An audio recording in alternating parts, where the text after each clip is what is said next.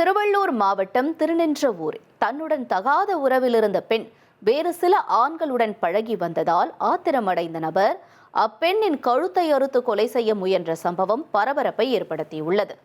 கருப்பையா என்பவரின் மனைவி மங்கையர்கரசிக்கு வேலை பார்க்கும் இடத்தில் தங்க மாரியப்பன் என்பவருடன் பழக்கம் ஏற்பட்டதாக கூறப்படுகிறது.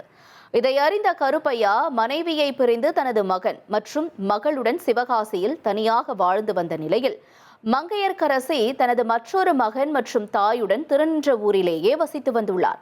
மற்றொரு புறம் தங்க மாரியப்பனும் தனது மனைவியை விட்டுவிட்டு மங்கையர்கரசியுடன் ஒரே வீட்டில் ஒன்றாக வசித்து வந்ததாக சொல்லப்படுகிறது.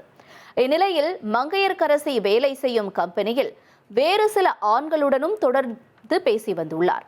இதனை தங்க மாரியப்பன் பலமுறை கண்டித்தும் மங்கையர்கரசி கேட்கவில்லை என்பதால் ஆத்திரமடைந்த தங்க மாரியப்பன் மது போதையில் காய் நறுக்கும் கத்தியால் மங்கையர்கரசியின் கழுத்தை அறுத்துள்ளார்.